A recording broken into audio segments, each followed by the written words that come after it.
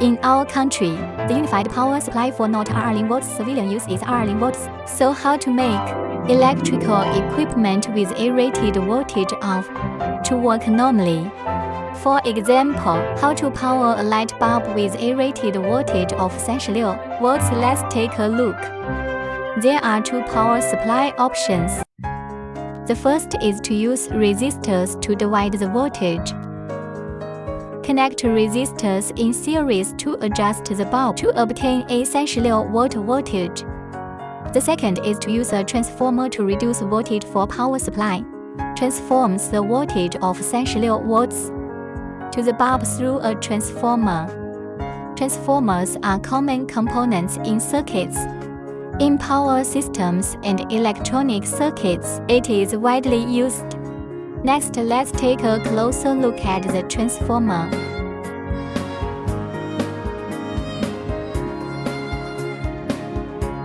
A transformer is a static electrical device. Through electromagnetic induction, it converts an AC electrical energy of one voltage to another voltage level of AC power.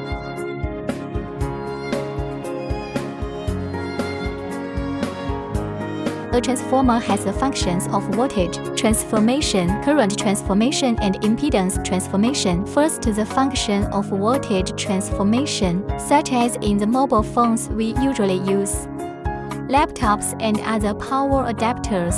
A small power transformer is used to change the test voltage, then through rectification and filtering, to obtain the DC voltage required by the phone. Secondly, the current transformation function of the transformer. Common ones include clamp emitters.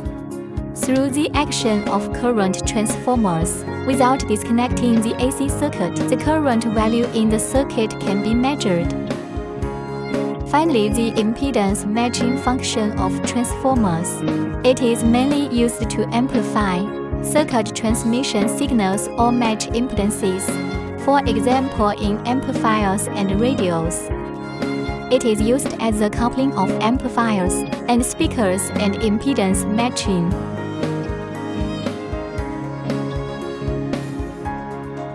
There are many types of transformers according to their usage. There are power transformers, medical transformers. By phase number, there are single-phase transformers and three-phase transformers. According to the number of coils, there are two-coil transformers, sun-coil transformers, and auto-transformers. Transformers are classified by cooling method. There are oil-immersed transformers cooled by oil, and air-cooled dry-type transformers, and so on.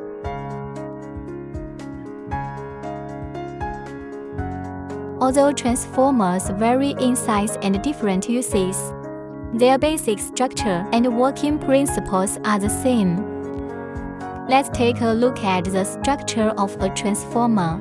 A transformer mainly consists of two basic parts, the iron core and the winding. This is a schematic diagram of a transformer.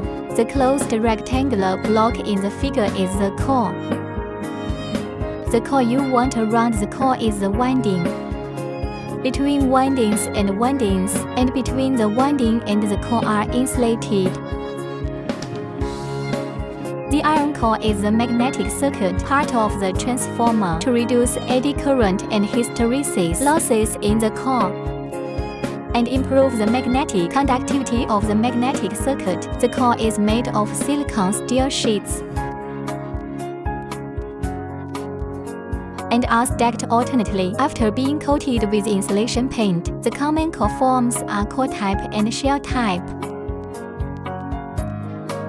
As shown in the figure, the core of the core type transformer is surrounded by windings.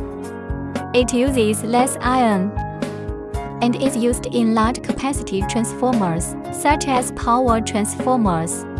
The winding of shell transformer is surrounded by the core. It requires more iron, but it does not require special transformer shell.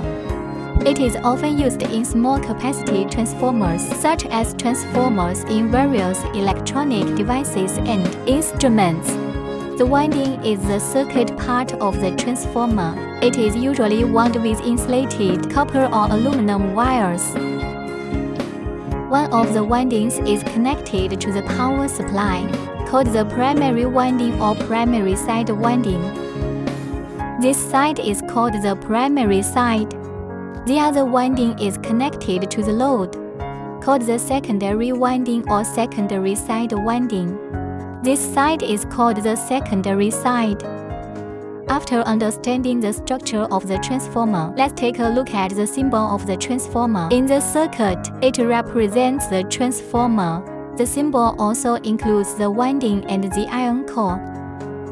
The parts with wavy lines on both sides represent the primary winding and secondary winding. The middle vertical line represents the core. Let's look at a power circuit diagram of an elevator. From the figure we can see that, through the action of the transformer, the 380 volts power is transformed into two kinds of power of 110 volts and 220 volts.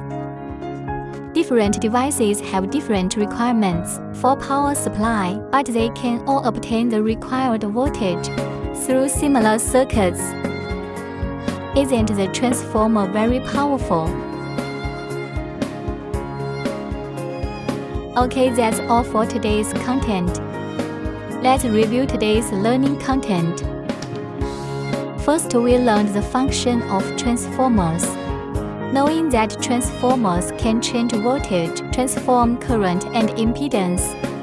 Then we learned the classification of transformers. We also learned the structure of transformers, mainly composed of iron core and winding. Finally, we learned the symbol representation of transformers. After class, please think about this question. Can a transformer change DC voltage? Okay, that's all for today's class.